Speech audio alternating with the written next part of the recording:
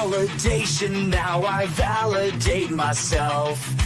Building inner strength, putting doubt up on the shelf. No more unnecessary drama, no more wasted time. Climbing higher constantly, making my own climb. Standing on higher ground, where excellence is found. My potential knows no bounds. Raising the bar, breaking ground.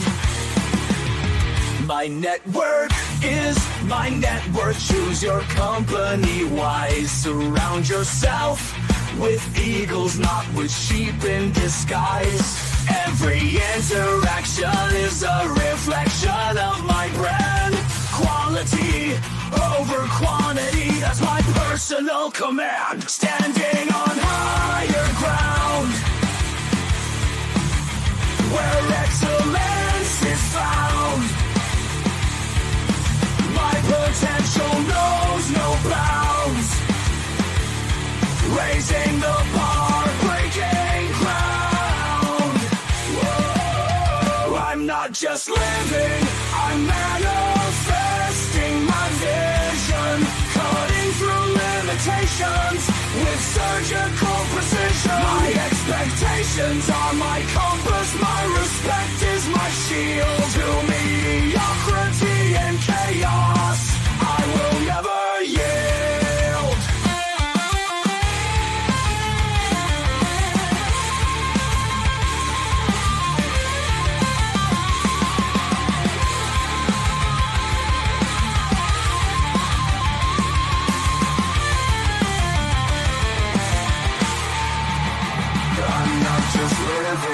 I'm manifesting my vision, cutting through limitations with surgical precision. My expectations are my compass, my respect is my shield. To mediocrity and chaos, I will never yield.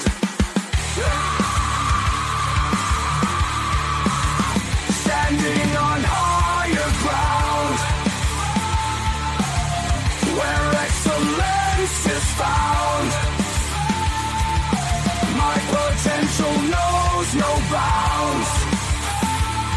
Raising the bar, breaking ground.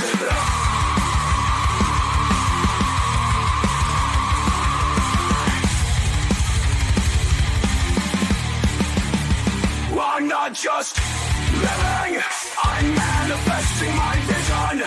Cutting through limitations with surgical precision. My expectations are my compass, my respect is my shield. To mediocrity and chaos, I will never yield. How you doing, ladies and gentlemen? Welcome to This and That. I'm your host, Xander, where we talk about this, that, and everything in between. It is a very strange Wednesday indeed. I tell you what, every time I get ready to do something, something else happens. I told y'all that. So today we're tiptoeing into the actions and reactions of the shutdown of the Department of Education. Make sure that you guys like and subscribe. Special shout out to a large number of people. Y'all can see them in the comment section.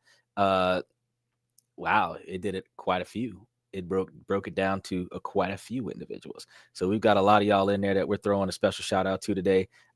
Likewise, if you guys are interested in coming to the show, y'all can click that comment section or click the link in the comment section. You can approve the mic, approve the camera. And if you did so, then you would be able to come up onto the show live and in person. It'll give you the ability to be seen in real time. So make sure that you come accordingly. We want to keep our comments positive and make sure that we are interacting with one another in an open mic, open form, open-minded scenario. So try to be patient, guys. Keep your comments appropriate. If you're not over the age of 18, keep your comments reasonably appropriate in the comment section as well. I'm not objective to the occasional heckler, but I'm just saying, like, if it starts getting too ridiculous, you know, I got to do something about it. Remember that we're live 7 nights a week, around about 10 o'clock. I know that we've been religiously starting a tad bit late. We're like 10:30 right now, 10:37. But we are 10 o'clock Central Time, 11 o'clock Eastern Time, 7 o'clock California time, as California continues to burn. That rainy season did not make it any better. So it's still on fire. Heading south, southwest-ish. They haven't finished working out the details of TikTok. Still following that. Still in deliberation. Once it has happened, I'll let you guys know about it. And like I said, today we're going to be tiptoeing into the drastic measures of the effects of Donald Trump's attack on the Department of Education. And I'm going to be able to take a lot of time out of today's show to tell you guys I told you so, because some of the stuff that I've been giving you guys advice on, such as donating to your local public school instead of wasting money on private school systems, then you would be able to get your child the type of public education that the U.S. government does not fund, because I told you so. And now he's going to be dismantling the Department of Education. We're going to go into it today as to how that affects the K through 12 levels, and how that affects the higher learning levels and the abilities to acquire funding. And I think I might have included some of the information related to being able to get master's degree loans, because I'm just going to tell you right now, after your bachelor's degree, financial funding is not there. You have to do private loans going forward, and you're going to be dealing with a lot of other issues in addition to that. But it is good for us to talk about this so that we can kind of understand the full totality of the changes that are happening in our country, because the decision-making process that we make going forward is going to drastically change based on the knowledge and experiences that we have right now. So today, as I dive deep into what is happening right now with Donald Trump shutting down the Department of Education, I want you guys to indulge the challenge with me in finding out how this impacts the students and teachers across the country. So President Donald Trump is taking steps to fulfill his campaign promise of dismantling the U.S. Department of Education.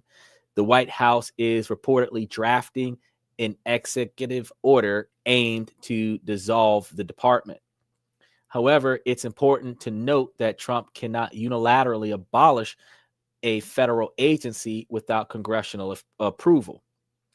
That's different from the DEI program, because that was a program, not a federal agency. Now, Trump has nominated Linda McMahon as Secretary of Education, tasking her with scaling back the department. Linda McMahon, yes, is the president-elect for Donald Trump's nominee for Secretary of Education, and the McMahon family, which is the former WWE World Wrestling Entertainment executive and co-founder of World Wrestling Entertainment, Linda McMahon, Vince McMahon's wife. Billionaires making billionaire moves.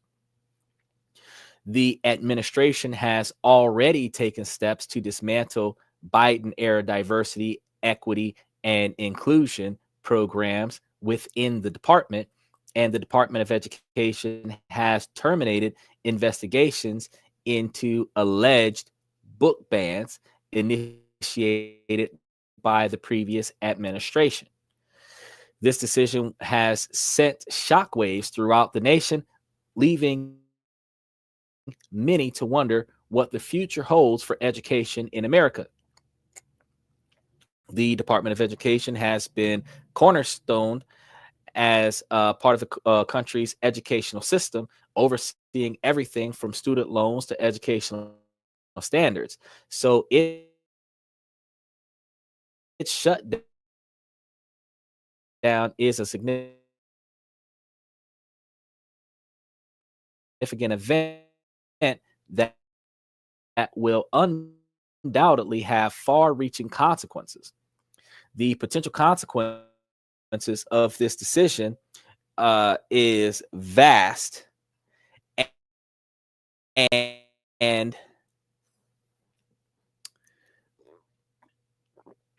decisions that are being made on a broader, but also the very fabric. The shutdown can mean disruptions to federal aid, including scholarships and grants, which could leave many without the means to continue their education. This could be particularly devastating for lower income students who rely heavily on these forms of assistance to pursue their academic goals. So what that means is that those individuals who come from poor families, those individuals who are brilliant and capable, are now going to struggle with getting a quote unquote free ride in the educational system because of their natural born brilliance, because the Department of Education is no longer going to be there to fund their success. Special shout out to Red Void and Omni81, Liberty Twitcher. I see you guys popping in on Twitch and YouTube.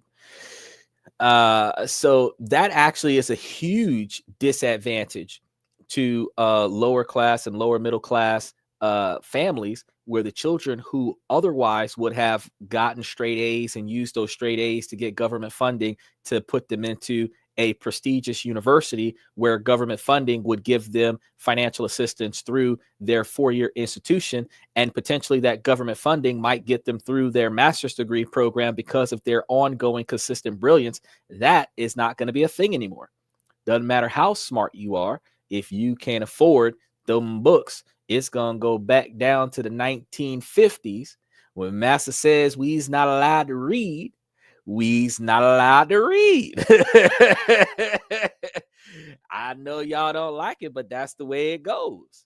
If you can't afford to pay for it. So this takes us back to when I was telling you the last few weeks that school system is a publicly funded entity, and y'all who pay taxes or file taxes and look for those high returns can take money out of your pocket and donate it to your schools, and then get a receipt from that donation to your school, put that receipt on your tax return and get a deduction on your taxes. So you're not even really paying for it out of pocket. You're just not giving it to the 501 people in Washington, D.C. You're giving it to your local school, but it's gonna go somewhere.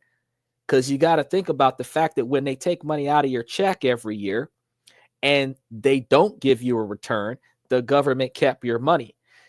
If they're going to take money out of your check, but you are still entitled as a W-2 worker for dollar for dollar donation deductions on your tax return, regardless of whether or not you have an LLC or a C corporation, because C corporations get a maximum of 10% deductions towards their earnings, but a LLC does not get deductions for charitable donations. But you as a person can get deductions as your charitable donations and still get the LLC write-offs on your personal W-2 income. So why not run your LLC business and then donate money to the school that your child is attending to improve the educational system that the U.S. government's not going to be really funding that much anymore, especially in low-income environments?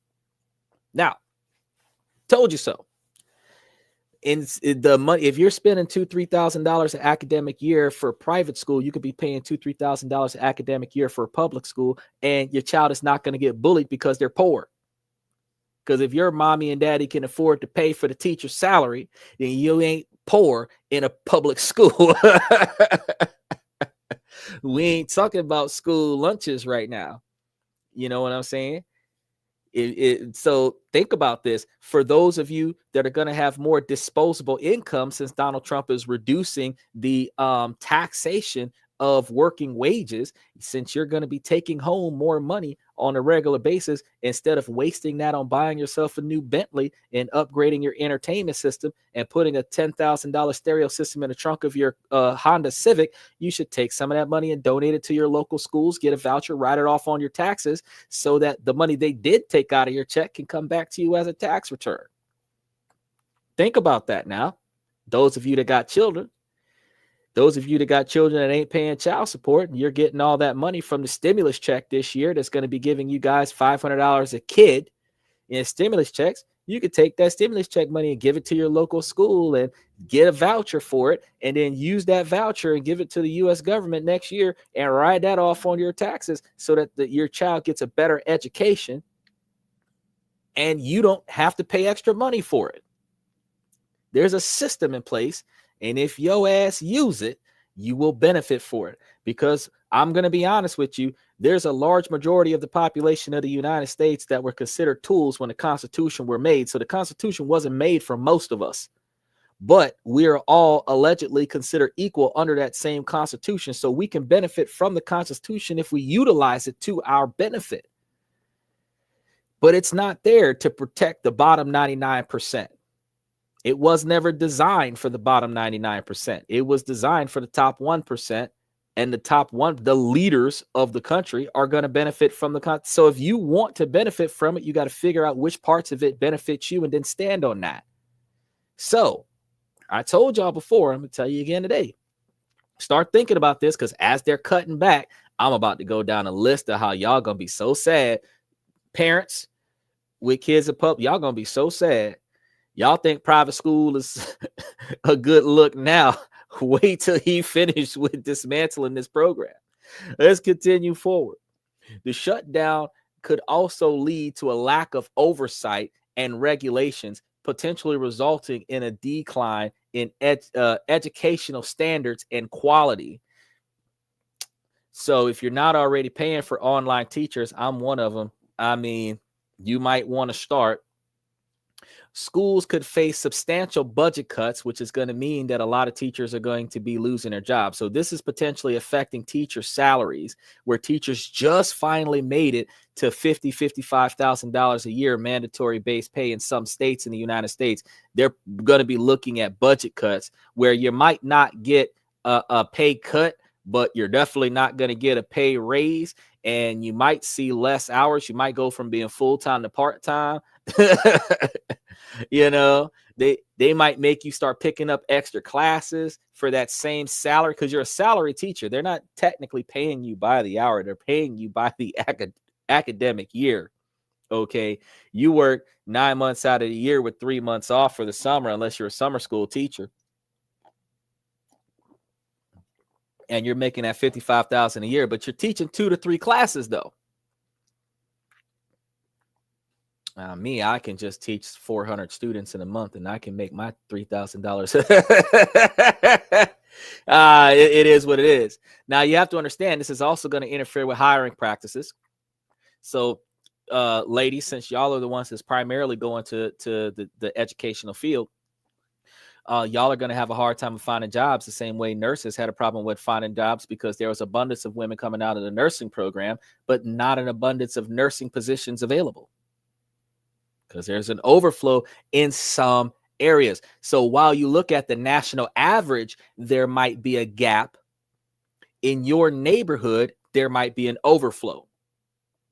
And that means that you're going to have a hard time trying to find a job in that particular field, even though statistically speaking, across the nation, there is a gap. So that means that you, as an individual, can only fill that gap if you can afford to relocate to where the job is available. But is there an available job in your neighborhood based on what you decided to go to college for, whatever you got your degree in, whatever field you wanted to work in? Might not be the case. You might be one of 200,000 unemployed people with the same degree in the same field in that city. Think about that.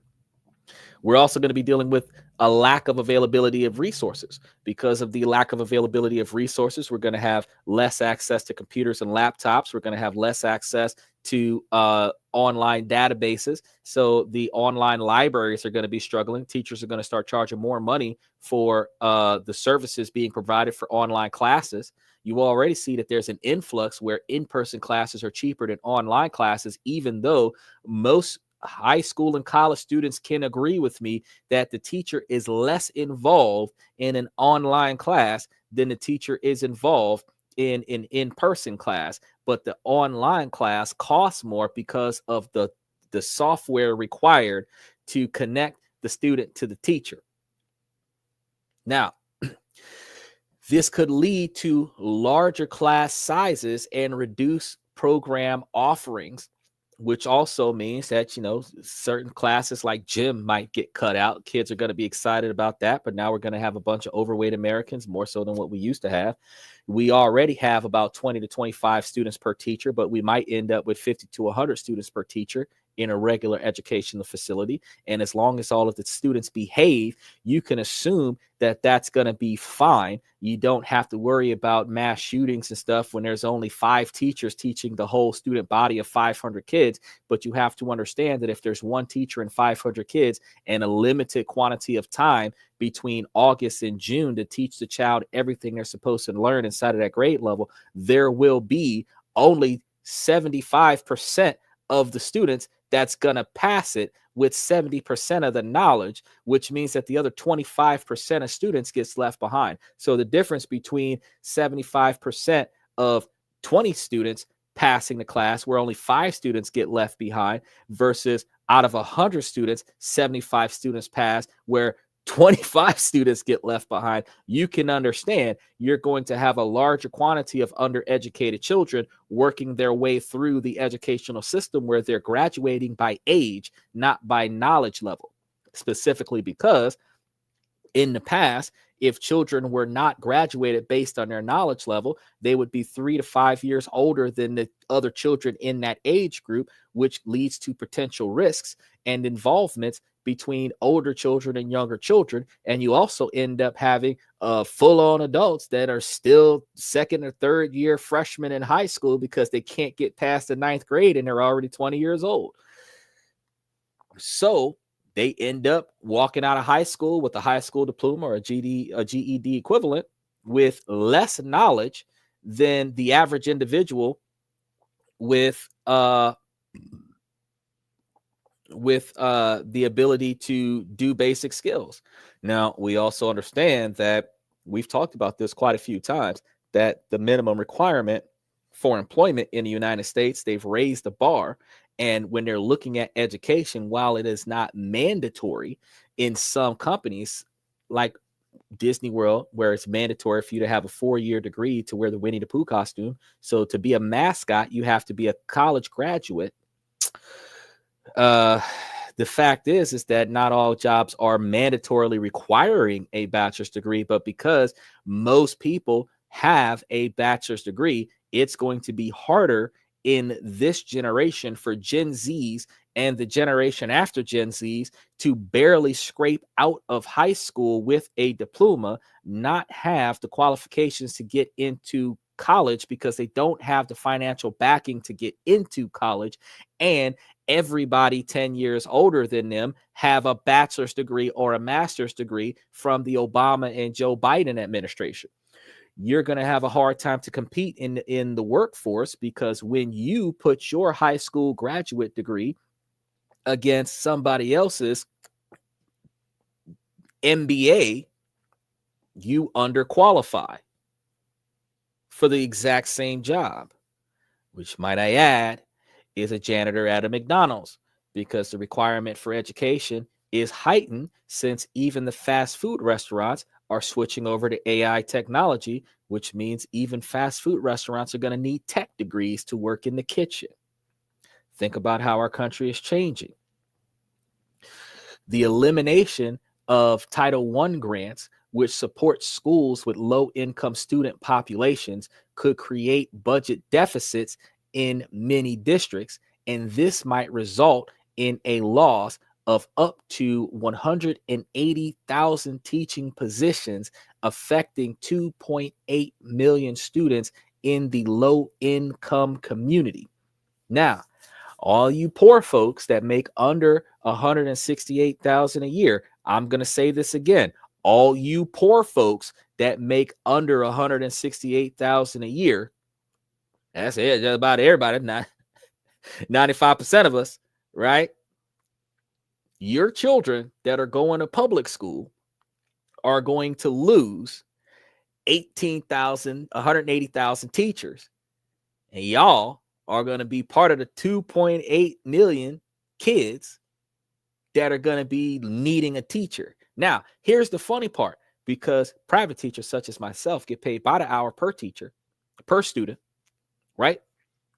And you would be paying a private teacher or tutor, or so however you want to identify them, $15 to $25 an hour, $30, $40, $50 an hour to teach your child a couple times a week as much stuff as they could potentially teach your child. Now, when you think about the fact that you're going to be running through almost $200-$300 a month to get your child extra education because a teacher don't got time to teach them, you could have been putting that into the educational system where you could have got those deductions that could have been written off on your taxes, and you could offset the budget that's about to be deprived where you would not lose those 180,000 teachers. Make sure y'all like and subscribe. I know some folks don't want to hear what I'm telling y'all, but I'm just going to let y'all know it is what it is around here. Now, the Individuals with Disability Education Act, IDEA, which provides $15 billion to support students with disabilities, could be transferred to another agency or left to state management. This could change or jeopardize services and support for approximately 7.5 million students with physical or mental disabilities. These potential shifts in the transfer of the Office for Civil Rights to the Department of Justice could weaken protection against discrimination based on race, gender, and disability in schools. So back to not being treated fairly because you look different or are different or behave differently. Now, hey, we're making America great again, y'all. Without federal oversight. Hold on. Before I keep moving with that, I just want to remind y'all that there are only 19 states in the United States that does not condone corporal punishment. So since we're trying to make America great again, can we go back to getting that ass whooping in class? Because the majority of the northern states and a few of the southern states still allow belts and paddles and rulers in the classroom. It's not socially acceptable. And I know that a lot of parents are like, oh, you can't spank my child until your child becomes that mass shooter in the school.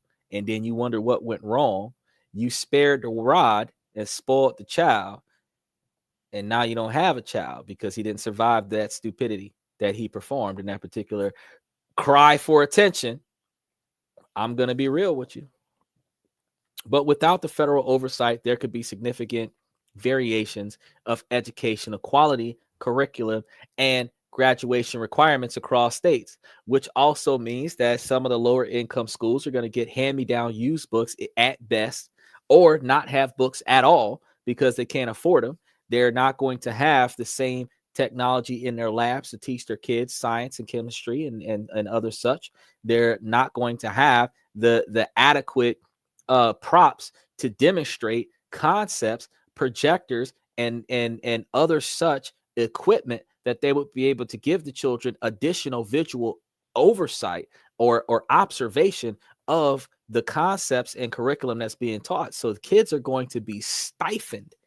So unless you're paying for your child's laptop with unlimited internet on it, where your kid can go to class and use his laptop for something other than playing Fortnite so that your child can get a higher level of education in a lower educationally qualified school, your kid is going to suffer education-wise. This got nothing to do with the school lunch that is also government funded. So when they start doing cutbacks, parents are going to have to start packing lunches and sending their kids to school, because if the school is only required to teach the kids got to figure out where they're going to eat. Guess who's going to be making extra money while we're talking about cutting back on funding and not having adequate food for the schools? I just want to tell everybody who owns a food truck, if y'all understand that the government is about to start negatively impacting the schools, y'all might want to start parking y'all food trucks near educational facilities right around lunchtime, because the kids is going to have to buy their food from somewhere. All I'm saying is charge the kids a fair price because they hungry and this they allowance money. But if you're looking to make business, go to some of them overpopulated schools, because guess what's going to happen? In order to consolidate, since you're going to lose a bunch of teachers, you're going to have to put a bunch of kids from a bunch of different schools into the largest school building in the area. Then you're going to take all of the teachers from all of the nearby schools, put them all in the largest building in the same in the area, and then you're going to have enough teachers in it where you might have had 5 or 10 different schools with 500 or 800 kids in them, and now you're probably going to take all 10,000 of those kids and put them in the largest academic facility in the nearby area, and take all the teachers and put them in the nearby area so that you can maintain structure. Consolidation, that's really what's going to happen. So instead of there being a school on every corner, there's going to be a jailhouse on every corner, a courthouse on every corner, and one school in every district. That's just my observation based on what's going on. Now, y'all don't believe me. Y'all don't think that's going to be the case. Hey, let me know. Because when I tell you I told you so, again, y'all are going to be like, dang, that man did that. Now, this inconsistency might complicate the college admissions process for students applying to out-of-state universities. Many schools could lose support for advanced placement courses, which are AP classes, STEM initiatives, and dual enrollment opportunities currently funded by the federal government. So the department's role in funding educational research and development of new teaching methods and technologies could be diminished, potentially slowing educational innovation nationwide. While some argue this could lead to more tailored educational approaches, critics worry it may result in inconsistent quality and reduced support for vulnerable students. Now, Trump was talking about, now there are also going to be population issues across different states as well. Well, like I was just about to say, Trump was talking about how the U.S. is number 40 out of 40 as the best educational providers in the country, while we're number 1 with the funding of education per student.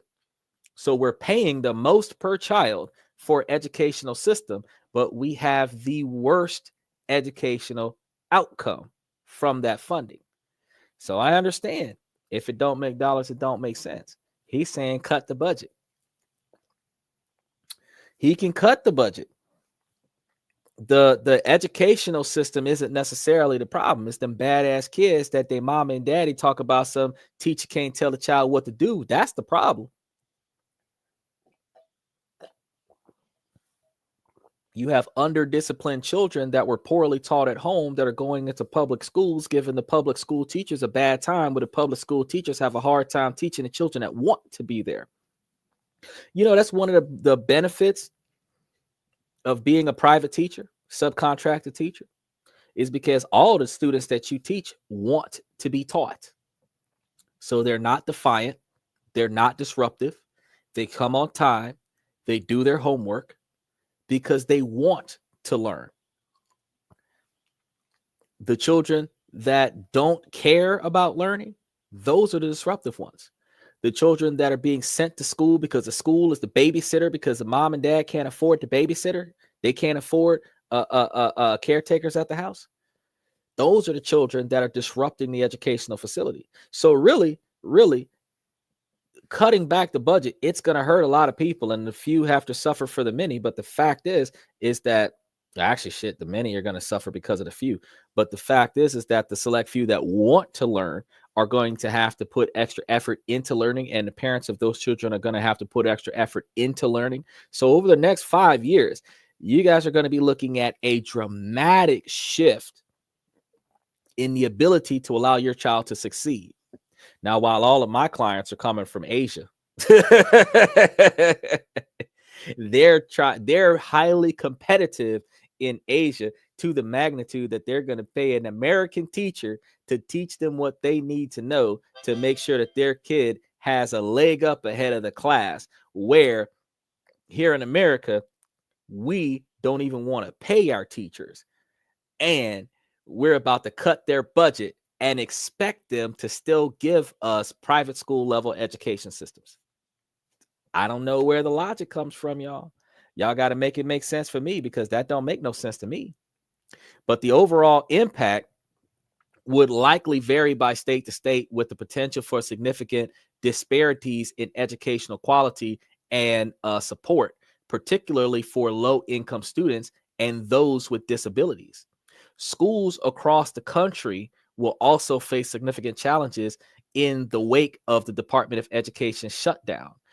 Without the guidance and support of the department, schools may struggle to implement and maintain effective educational programs, which could lead to a decline in student performance and achievements. So y'all are going to be giving these kids the California Achievement Test, and they're going to be on page 1 trying to figure out how to write their name on the paper and not be able to get to page 10 where they fill it in the blanks. Y'all are going to be sitting over here wondering what the heck happened. Grades is going to drop, because the standardized testing is going to be based on the child's knowledge set versus the child's accessibility to the knowledge to give them that set. So the educational expectations are going to far diminish from the standards that we had back in the day. You also have to think about right now, a child in the 8th grade basically has a 4th or 5th grade educational level, because if you take the time, and I'm going to tell you guys to do this because I've done this before and I was like, wow, I can't believe this. Go ask the Google lady. All right. If you Google this shit, look for the curriculum for a 5th grade student. It's a big list. And the reason why I'm starting at 5th grade is because if you look at the curriculum for a 5th grade student, you will come to find out that everything that they are just now experiencing in 9, 10, and 11th grade is 5th grade course curriculum education right now, before the dismantling of the educational department. So you can only imagine what's going to happen where exponents and logarithms and math, science, being able to read and write and spell appropriately as American-born individuals that can barely pronounce and enunciate words, we're going to be losing out on the advancements of that with this particular breakdown. So y'all don't got to believe me. Y'all can ask the Google lady. Google lady tell y'all what's up. But I just want y'all to understand, if you go and look at it, look at a 6th grade curriculum, all the classes, not just some of them, all of them, and see what concepts these children are supposed to know before they finish the 6th grade. And then look at what's being taught in the 10th grade, 6th grade material. They just don't have enough time to get to it. But we also have to remember, the children are supposed to be taught at the house, and then they're supposed to refine their knowledge in the classroom. One of the reasons why women feel like, oh, the men only wanted to be at the house barefoot and pregnant. No, one of you, whether it's mom or dad, is supposed to be teaching the children something at the house. If you want the man to be out there working and bringing in the money, you need to be teaching your child something. You want to go out there and make the money, ladies, go make the money, but dad needs to be there teaching the children. One of y'all need to be at the house teaching the children what the children need to know before they go to the school and get tested on it. You're not just supposed to come back to the house and, oh, what did the teacher tell you? Let me help you with your homework. No, you're supposed to be teaching the child everything you know. That is why knowledge is passed down from generation to generation.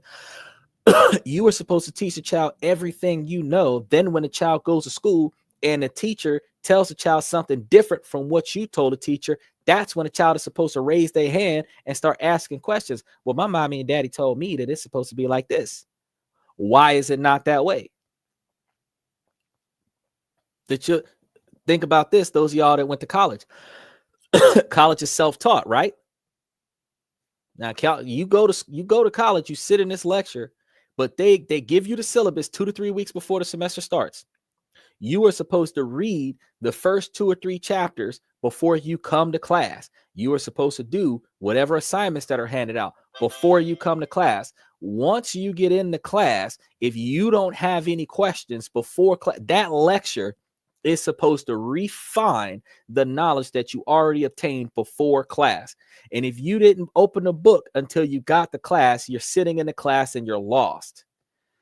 But if you were lost before you got to class because you addressed the content before you got to class, while you're in class, the portion of content that you got stuck on that he or she is talking about right now, that's when you raise your hand and say, when I read this, I didn't understand that. Can you explain that to me in detail?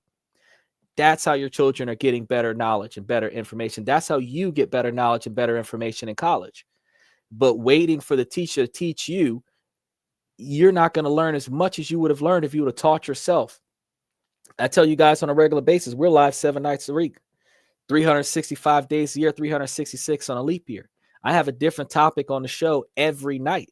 I do research every day.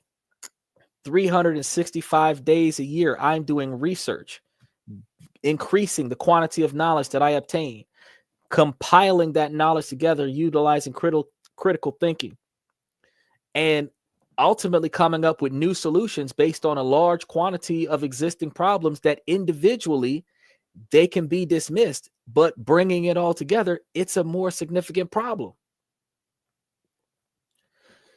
Common knowledge is not common anymore because nobody's looking for the knowledge. With Google being sued for being a monopoly, because they have made Google the default search engine everywhere on everybody's cell phone, laptop, and computer. They've pushed out all of the other search engines. But the fact is that Google and ChatGPT and Perplexity are search engines where all you have to do is ask the right question and you will get all the answers that you're looking for. Gemini software is Siri, is Alexa, Cortana, where you can literally ask questions and get all the information related to that question. We do not care to know what we don't know, and then we don't care to find out that we don't know what we don't know. And then we say it is what it is. But those of y'all that grew up in the 90s, y'all remember that age-old saying, ignorance is no excuse for the law. Just because you don't know does not give you the entitlement to be dumb, to make stupid decisions. You still will have to answer to those consequences. You have to do what you know is right so that you can get the results that you are looking for in life. You at least have to make the decisions that best support your agenda, your objectives, so that you can better succeed in what you are trying to accomplish. It's not about what other people want for you. It's about what you want for yourself. It's what you want for your children. It's what you want for your family and what you are going to do to get that. That's what it's about. Now, the additional impacts of the shutdown could lead to a term called brain drain of talented educators, specifically because Americans are egotistical and vain. They're going to behave like because they've got a MBA, a PhD, or whatever the case may be, they've been on the job for 20, 30 years, got tenure and all this, that they're entitled to a certain quantity of pay. And that's going to mean that those egotistical people who don't want to do the Drew Brees method, which is take a pay cut for the greater good of the team, those people are going to quit, which means you're going to have less educated individuals educating your children. The smarter the teacher, the smarter the kids. Okay. And that's one of the reasons why the smarter the teacher, the more the pay.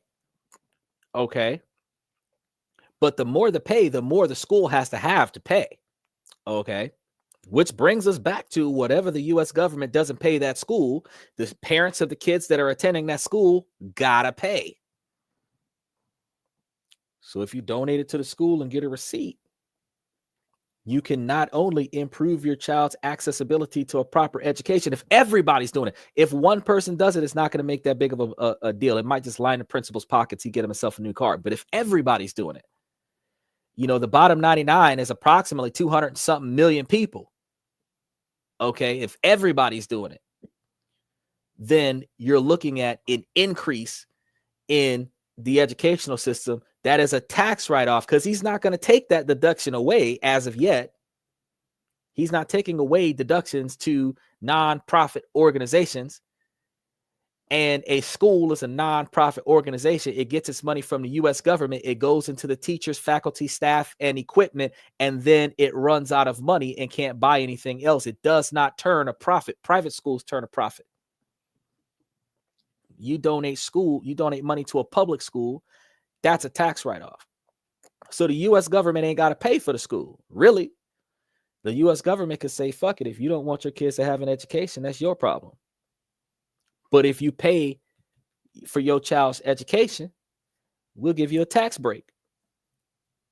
Matter of fact, after COVID, they had allowed people to donate between 50 and 100% of their income to a nonprofit entity of their choice, as long as it is a publicly funded entity. A government entity is publicly funded. You ain't got to give them your whole paycheck, but you can give them enough. If you know that you're paying the U.S. government $5,000 or $10,000 a year, you might as well give that to the school and then get that as a tax write-off. Because I told you guys multiple times last week when DJP1 was up here complaining about how charities are disgusting because they pocket all the money and they don't really do anything for the actual charity, because 90-something% of the money donated to a charity goes to the faculty, staff, and equipment, and only 3 to 7% of it goes towards the actual charity, the actual cause. But a school system, same thing. It's a form of a charity where 97% of the stuff is going to go to the teachers and the school buildings and the equipment and the books and everything like that. And 3 to 7% of it is going to go towards making sure the kids get taught. Fact is, though, if you want smarter kids, you got to pay for convenience. Now, as teachers and administrators are going to seek more stable and secure opportunities in other fields, we're going to have to accept the fact that we're going to have a bunch of morons for kids that are going to be running the country in the next 20 years. Because this is not a situation that's going to negatively impact us this year. This is the type of situation that's going to snowball over 5 to 10 years, where the results of that is going to be a child that started in a poor educational facility and spent 12 years in a poor educational facility, came out of a poor educational facility and can't afford to get into a college. That generation happens 10 years from now or 15 years from now, because it really should negatively impact directly our everyday observation 4 or 5 years from now, unless they find a way to offset after they diminish. Now, usually Donald Trump has a plan, and usually his plan revolves something around taking away the stuff that doesn't make sense, trimming away the fat, and then building up the muscle.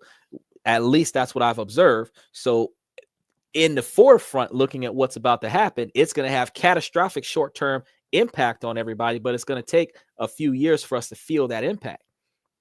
But if he saves enough money in the budget, because they were supposed to be trying to get rid of $2 trillion worth of unnecessary government spending, where Elon Musk claims that we should be able to get rid of about $500 billion worth of unnecessary government spending, then reallocate that money in a more efficient fashion. You have to tear it down before you can build it back up in a more effective manner. We have to realize, though, that this could have devastating impact on the quality of education, as experienced and dedicated educators are essential to providing students with the knowledge and skills they need to succeed. Now, you're going to be dealing with a lot of teachers that are going to be pissed off. They're going to be dealing with mouthy students. Them teachers are going to quit their job because they don't get paid enough for this shit.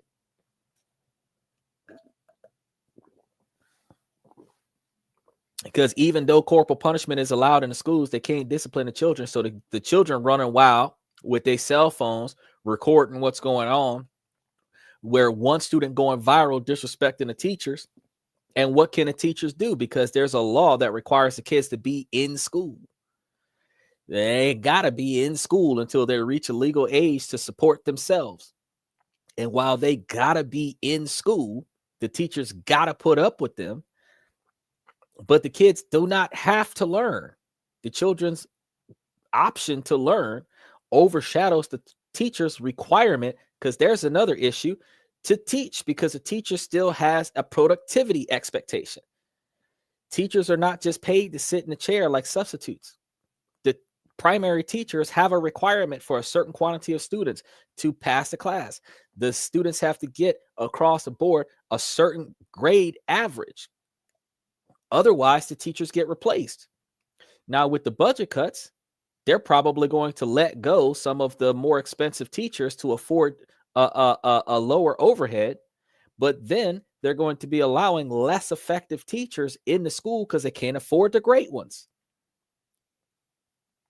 Y'all got to understand, this doesn't just impact you as the parent.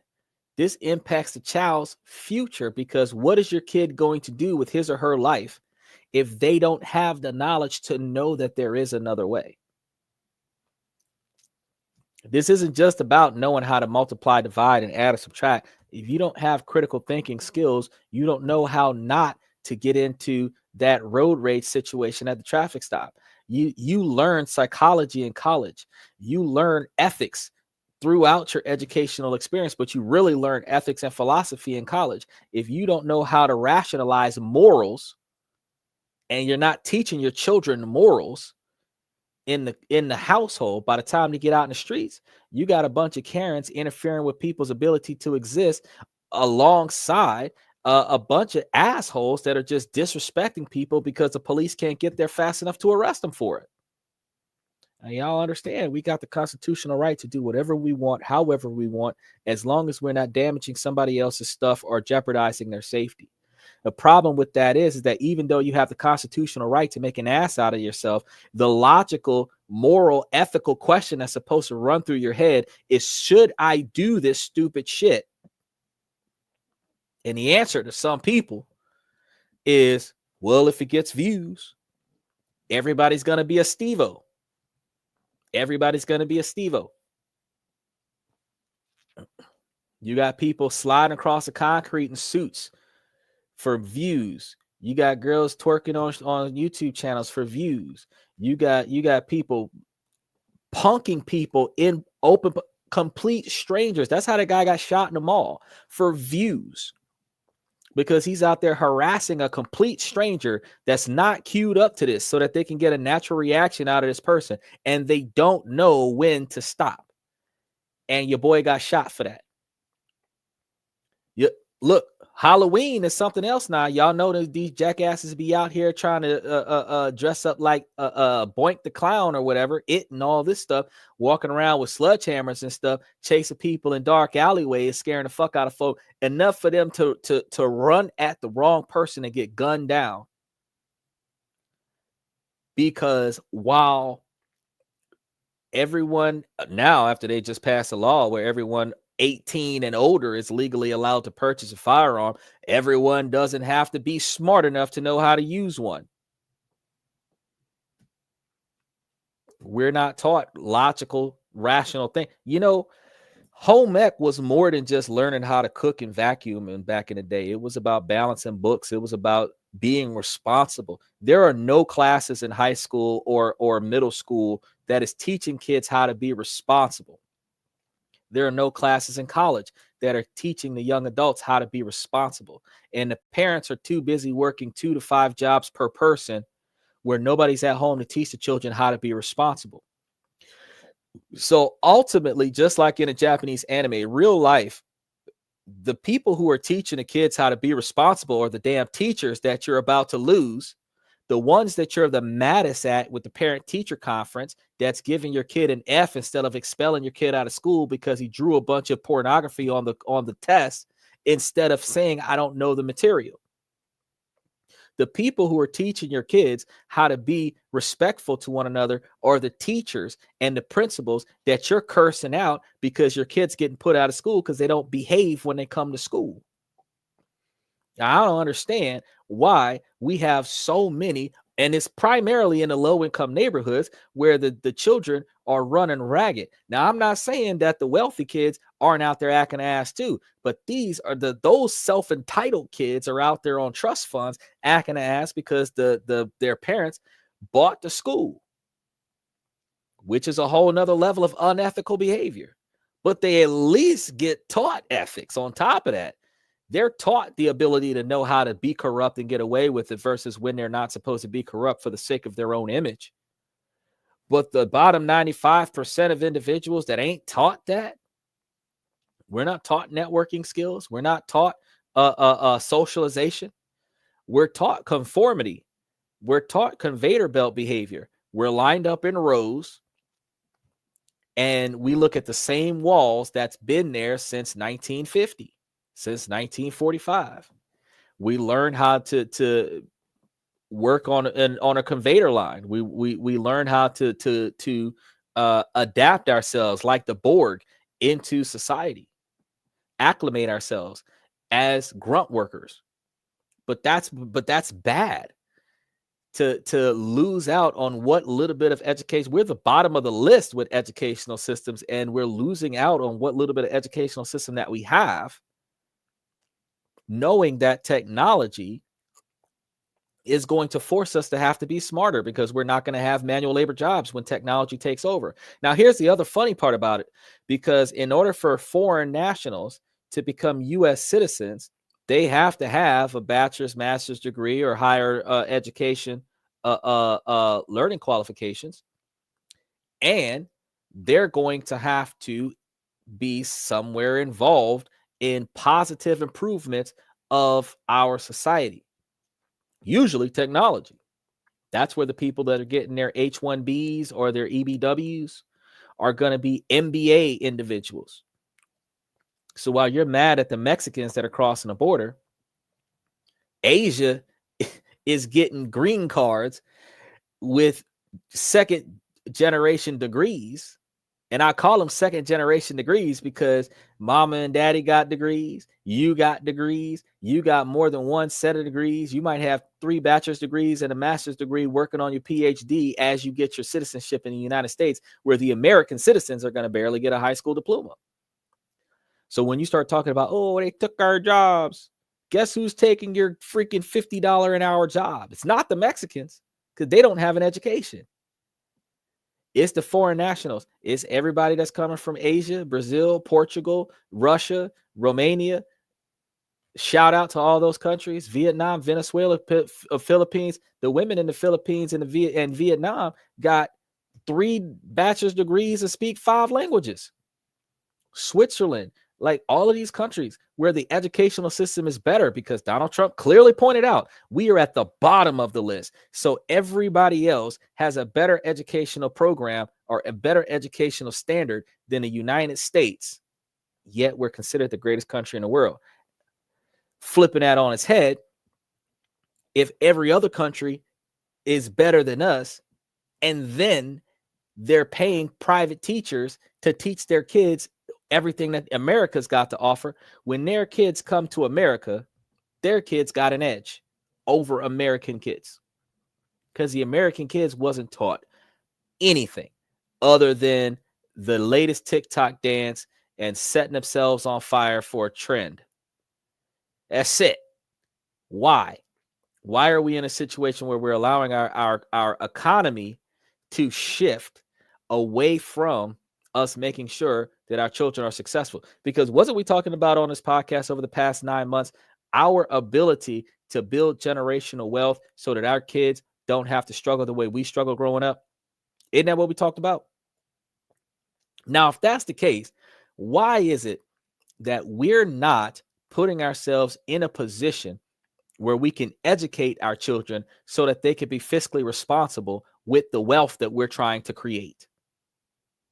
Now, you guys come to the podcast. Some of y'all come to the podcast every day, and we talk about a different thing every day that's related to improving yourself, improving your finances, improving your savings, and building trusts that you can utilize to start developing generational wealth, so that if you're not second generation wealth, you will be first generation wealth, where your children will be second generation wealth, so that you can take time off from your job and let your money make money for you, and spend your retirement years teaching your kid how to be successful the way you became successful, so that they can be successful at a younger age, so that instead of them being 60 years old and finally being able to claim success, they can claim success at 18 and be successful their whole life. But you've got to have some common sense in there, because without having enough money to pay smart people to make decisions for you, where you still have to be smart enough to know that that person's smart enough to make a decision for you and not just take you for your money, you have to have basic levels of knowledge in order for you to be able to say, okay, I don't know enough to do this, I'm going to pay that guy to do it for me. That's what needs to be done. Okay? And we as the adults have to, I'm not saying take a stand against the government. I'm not saying that we have to overturn the White House. I'm not saying none of that stuff. What I'm saying is that you know that this is about to change. And before the budget gets cut in the high school, middle school, elementary school, in the low income neighborhood that your kid goes to, start taking them larger paychecks that you're getting and start investing in them goddamn schools. Because when they cut the budget, your kid is still going to get an education. Matter of fact, if you take the money and start putting it into high interest dividends, and then you make the school a beneficiary, you invest in the schools, because that's going to be the way that you maintain the educational system. If all of the parents in the country opened up at least one trust that would fund local schools, the schools wouldn't need to get funded by the government. And private schools would be obsolete, and private colleges would be obsolete, because the public educational system would be funded so well by 275 million Americans that the schools wouldn't suffer. But the shutdown could have a disproportionate impact on certain communities, particularly those that are already disadvantaged and under-resourced. Those are going to be the first ones to feel it. These communities often rely heavily on the support from funding provided by the Department of Education, and without it, they may struggle to provide their students with the education they deserve. And this could exacerbate existing educational inequalities, making it even more difficult for students from disadvantaged backgrounds to succeed and achieve their goals. And that is going to bring more value back to the diversity, equity, and inclusion DEI programs that were supposed to be designed to provide better education and better resources to the underprivileged. All I'm saying is, where one foot steps up, the other foot's got to follow. The long-term effects of this could be particularly damaging, as a lack of access to quality education can have far-reaching consequences for individuals, communities, and society as a whole. The Department of Education currently manages approximately 1.7 trillion in loans for 43 million borrowers. If dismantled, these functions would likely be reassigned to another federal agency, potentially the U.S. Department of Treasury, where over 5 million college students receiving Pell Grants annually, saving up to nearly $6,000 per student per semester on college costs, will no longer be an accessible thing. The future of this program would be uncertain, potentially increasing financial burdens of lower income students and financial burdens of the parents of those low income students, and the financial burden of the fathers on child support for those low income students, where the department used to allocate around 120 billion annually in grants, work study opportunities, and low interest loans to about 13 million students. They're not going to have accessibility to the funding to do that anymore. The cessation of this funding could hinder low-income students' ability to pursue higher educations beyond a high school diploma. Disruptions of the federal financial aid system could make it more difficult for students to access funding, potentially blocking college access for students with financial needs. So you could be the smartest kid in the world, but if you come from a poor family, you're going to have a hard time getting into college and making something out of yourself. Luckily, you don't need to be educated to be the president of the United States. You can be a felon, Donald Trump, and be the president of the United States. Because the only criteria that you're required to have, well, there's more criteria, but the only criteria you're required to have is be a U.S. citizen, lived in the country over the last 15 years, and be over the age of 35. You don't have to be married, but it's a socially acceptable experience for you to be married, which is why every president that has ever been nominated and elected or ran and campaigned for and then elected were all married men. We haven't had a female president yet, but even Kamala Harris was a married woman running for president. We've never had a single man or woman, single person run for president. It's always been a married person over the age of 35 that's been in the country for the last 15 years and was born in the United States.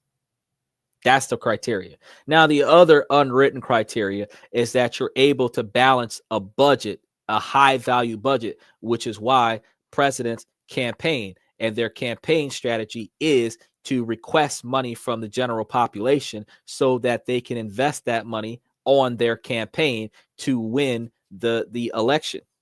If they're able to handle 50 million and $60 billion campaign platforms, then they can handle the GDP of the United States. But if, like Kamala Harris, you can't handle it, or like Hillary Clinton, you can't afford to continue and you have to back out of the race, you're not going to make it to president because you couldn't handle a smaller budget that was smaller than the U.S. Budget. Which also means if that person would have gotten elected and been in office, they would have completely ruined our budget, because if they're not fiscally responsible in their campaign trail, they're not going to be fiscally responsible in the White House. Now, colleges and universities that rely heavily on federal funding could face financial instabilities. And if programs are moved to other agencies, their administration could change based on new agency goals. For example, if the Labor Department took over higher education responsibilities, it might focus more on the workforce development, which means that everybody is going to be laborers instead of small business owners and creators and inventors. And the potential transfer of the Office for Civil Rights to the Department of Justice could weaken the protection against discrimination in higher educational institutions, where affirmative action laws are allowing underprivileged individuals to be grandfathered into educational opportunities where they otherwise would not be picked because of a difference in a person's racial, ethnical, gender, background, disability, or other such criteria that separates them or differentiates them from the other applicants or other individuals involved in the program. We also have to understand that while we keep talking about discrimination, and when we say discrimination, people immediately run to racial discrimination, I really want to point out one of the biggest discriminations that we have to deal with in our economy is not racial discrimination. The discrimination that we deal with the most in our economy is financial discrimination, social discrimination, economic discrimination. We are discriminated. Poor people are mistreated by the non-poor people because the poor people are too poor to be represented on an equal platform. So when we start looking at these four-year institutions that will not accept you because you're financially challenged versus those individuals in a financially wealthy environment where their parents donated money to the school, and that's where the statue came from out front. That's where the basketball court came from out back. That's where the pool house came from off to the side. The extra parking lot the wealthy invest in the school, and because they invest in the school bows to the donator, which means that child with reckless behavior is not expelled from the school, because every time that kid messes up, the parent of that child donates more money to the school. But that donated money to the school is still a tax write-off. So the school is getting more money. The kid is getting away with everything short of murder, but the parent is still writing that off of their taxes. So think about that now. The wealthy ain't hurting by funding the school, but the kids get more privileges by funding the school. Y'all gonna listen to me or y'all gonna suffer. I don't know what to tell y'all. Eliminating the education department would remove a cabinet level advocate for higher education issues. As the news of the shutdown spreads, people are beginning to weigh in on the discussion, and with some hailing it as a bold move to reduce bureaucracy and increase efficiency, while others are decrying it as a disastrous mistake that will harm the most vulnerable members of society. Supporters of the decision argue that the Department of Education has become bloated and ineffective, and that its shutdown will allow for a more streamlined and efficient approach to education. They point to the examples of successful educational programs and initiatives that have been implemented at the state and local levels, and argue that these models could be replicated nationwide. On the other hand, critics of the decision argue that the Department of Education plays a vital role in ensuring that all students have access to quality education, regardless of their background or circumstances. The children deserve the same access to education as wealthy individuals. They point out to the department's efforts to promote educational equity, not equality, because equality means you have the same opportunity to get it as somebody else, but equal equity means that you receive the same quantity of benefits as the other person, even if they've got to provide you with a handicap to get it. They might have to give you more than the other person for y'all to both be on the same level, but y'all are on the same level. Now, they're also going to have an issue where the department's efforts to protect the rights of vulnerable students, such as those with disabilities from low-income backgrounds, or individuals from low-income backgrounds as well. You're looking at that lack of representation is going to negatively impact individuals' ability to succeed and progress. And we got to think about this real quick.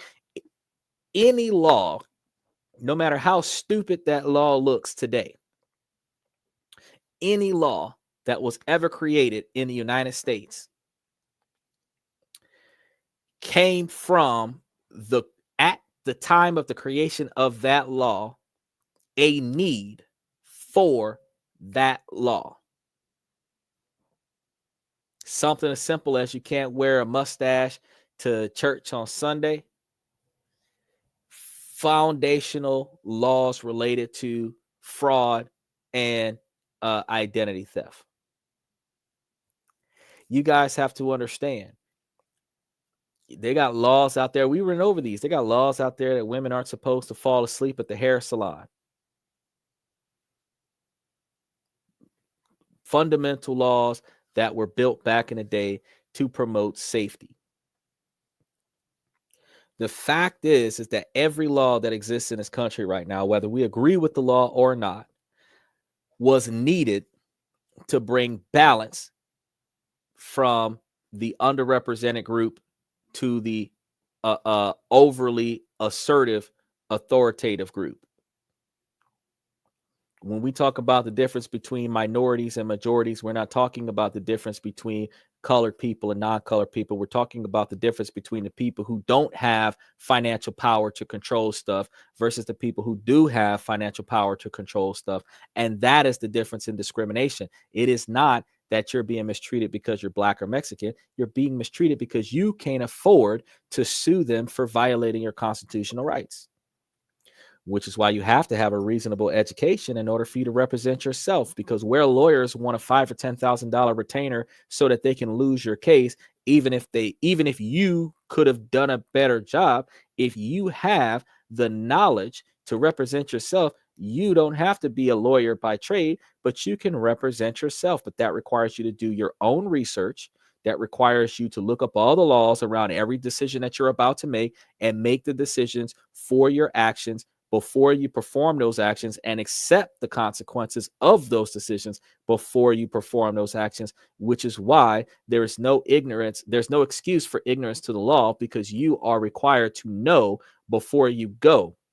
You are not supposed to have yourself qualifiable for laws from the state that you're leaving while heading to a state where the exact same behavior is violating laws in that state. You are not supposed to act and behave in another country the way you act and behave in America. Like this young man that went to another country and got arrested and went to jail because he was having relations with an underage individual.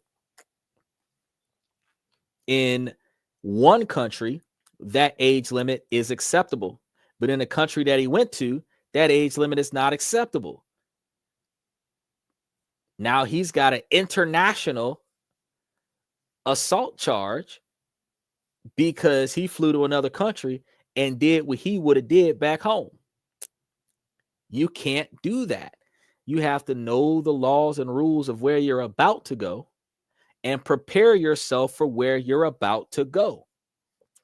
The only time that you are exempt from the laws of one state or country versus another is when you're in between the two. Crossing state lines, whichever side of the line you get caught on, that's which laws that apply. Crossing international waters, whichever airport you're standing in at the time, that's which laws apply. So if you don't get caught in the airport that you're coming out of, but you're in compliant in the airport that you're going into, you're good to go.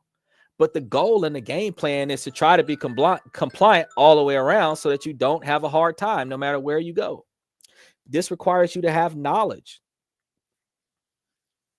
Stuff that's not taught in the classes already, which means that less stuff that's going to be taught in the class, you're going to have to deal with that.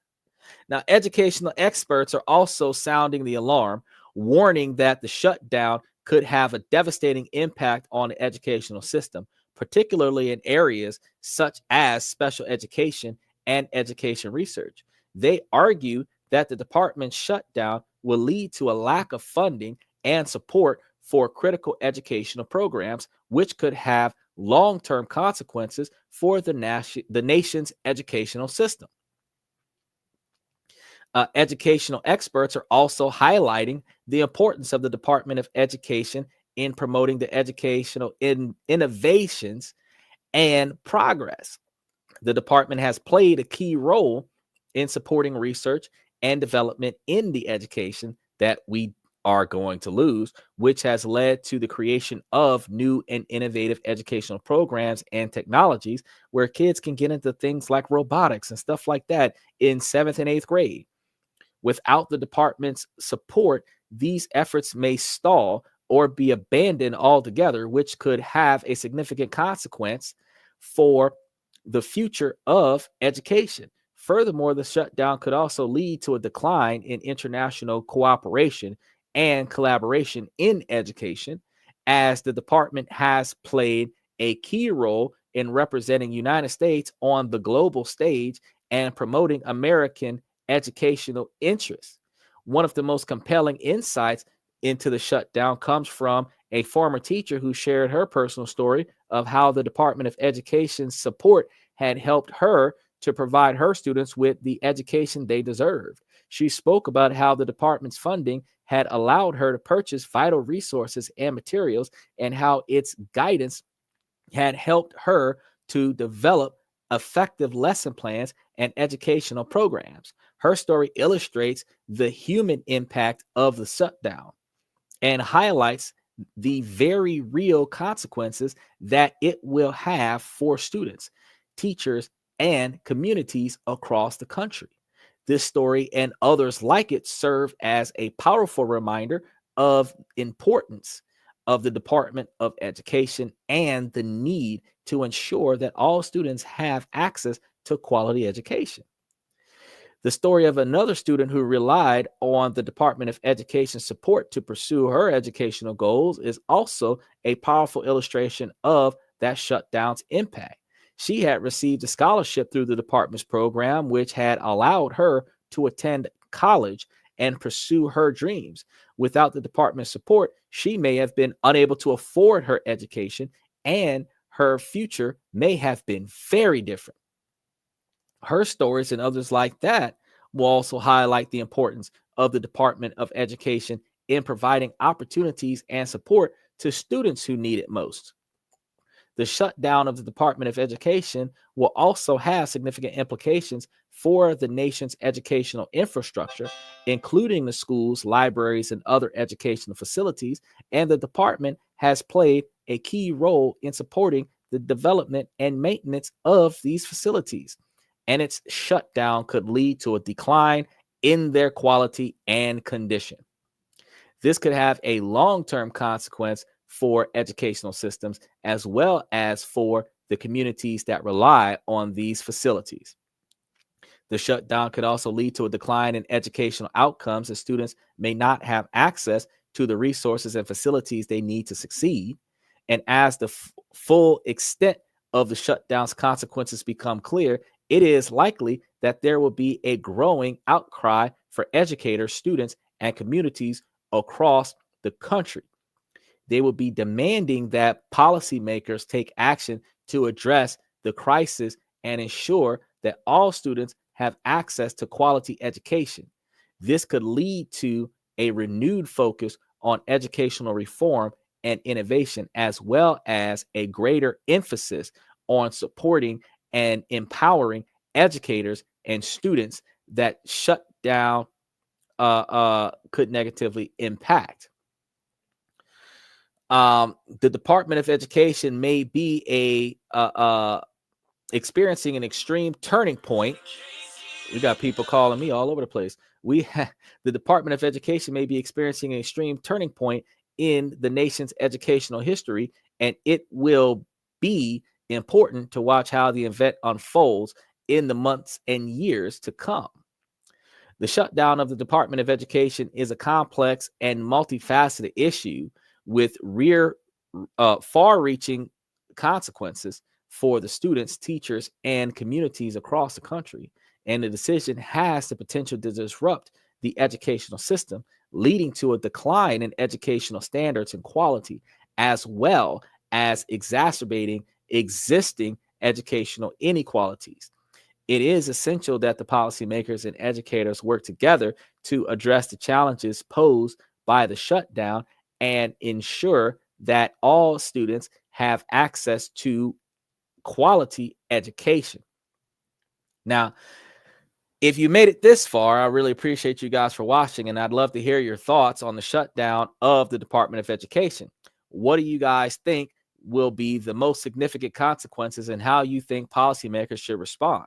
In addition to the policymakers, I have put out a lot of recommendations as to what we should be trying to do to offset the negative impacts of the current outcome of educational progress. And I really believe that we should all be trying to, as citizens of the country, find ways to divest our investments into the educational system.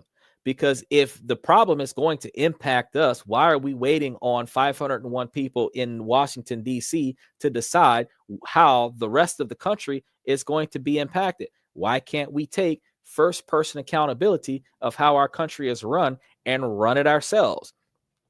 They have authority to make the laws, but we have the authority to make a difference.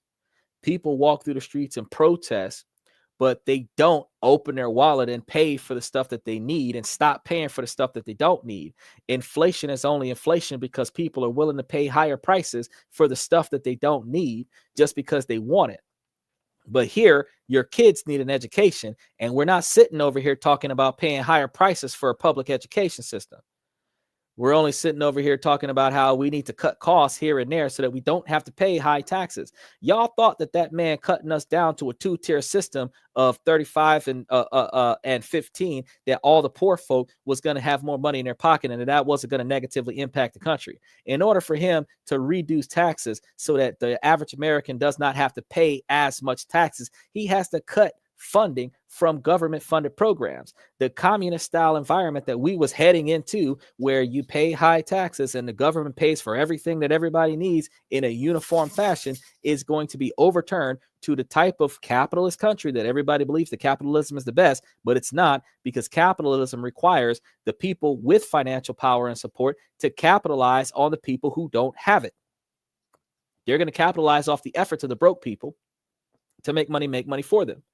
Now, if you grow up in an environment that is not as wealthy, you have to deal with the fact that you are going to be limited in your success more so now than what you were back in the day. And it's not going to be because of your race. It's not going to be specifically because of your gender. It's going to be because you're poor. And it's not just going to be because you're poor at a $30,000 or $50,000 a year income. It's going to be because you're poor, even in the $100,000 a year income, because once them tariffs come and kick you in the ass with the $160 billion worth of tariffs from Canada, you're going to be pissed off at every single thing that you buy, because they're going to raise the base price on all of the products. And guess what? The taxation on sales is not being reduced. It is just the earned income taxation that's being modified. So inflation is going to increase the base price, and taxation is going to increase the base taxation, because the percentage of the item is still going to be taxed the same way. Donald Trump isn't reducing the cost of purchasing stuff, the taxation on purchasing stuff. He's just reducing the taxation on working wages, which increases your spending ability. It doesn't increase your spending power. It increases your spending ability. But while it's increasing your spending ability, you are going to spend your money on stuff that you don't need. Now we're talking about the educational system. Your kids need an education. Will you take the extra money that you're not having to get taxed on for your overtime hours and pay that towards your education? Will you do that? Will you fund your kids' education? Will you start funding it now in 2025 before the policymakers make laws that are not going to positively impact the low-income communities? Because remember, you take good care of your kids, that's the most effective retirement plan you've got. Because when you get older, those kids that are loyal to the cause are going to take care of their parents when they get older. At least some of them will.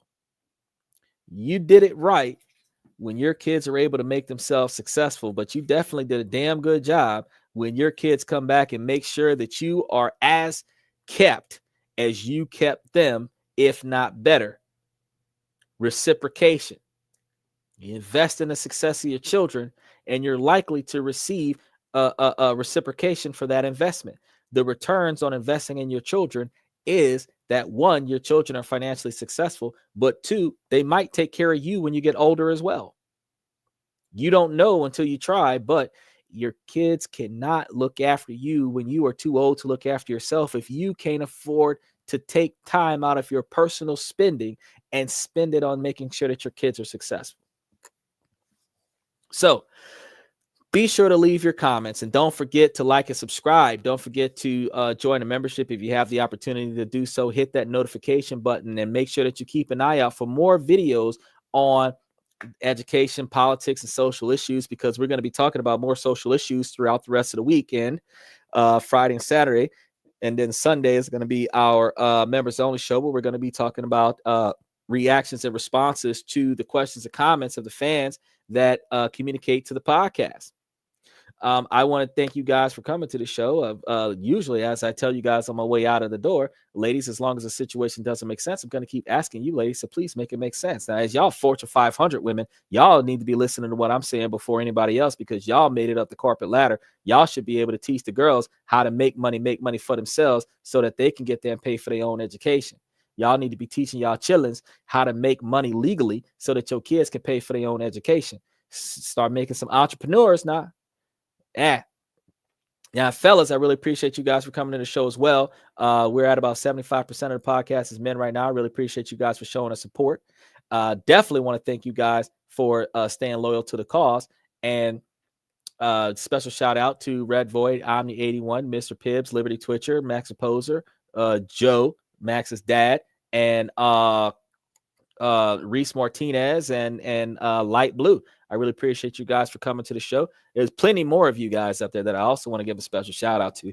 I throw a few dozen of y'all into the comment section, about 40 of y'all actually. I really appreciate y'all for coming regularly to the podcast and putting your 2 cents in. And I want to say I really appreciate you guys coming. So thank you for coming to this and that. Remember that we are live 7 nights a week. Every night of the week, I've got a new topic on a new show with new information that I did research on. So I want you guys to make sure that you take the time to double back over and take a look at what we have put out today and what we will be putting out for the rest of the week. Make sure that you guys come back and see us at 10 o'clock Central Standard Time, 11 o'clock Florida time, 7 o'clock California time, as California continues to burn to the ground. Make sure that you guys remember to take a look at what we got going on.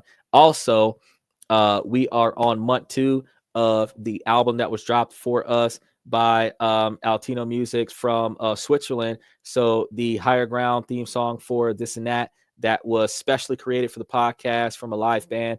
You guys got to check that out. We've got information in the description down below. We've got links to all of the songs because they made us a 5-song album, 5 singles album. And we got the links to that below, and also a place if you wanted to purchase it for download from your Amazon Prime. We gave you links to that as well. Make sure that you check out. We've got a membership store and everything like that if you want some this and that memorabilia.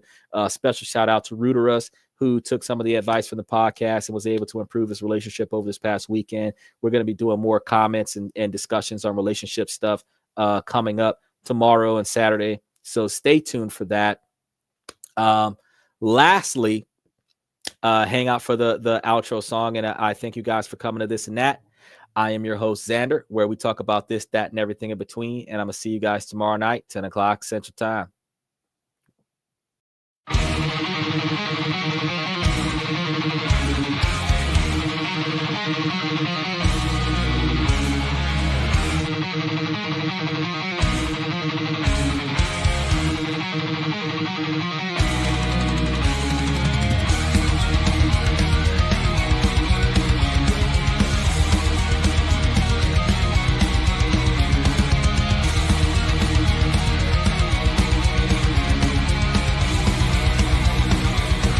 Higher ground.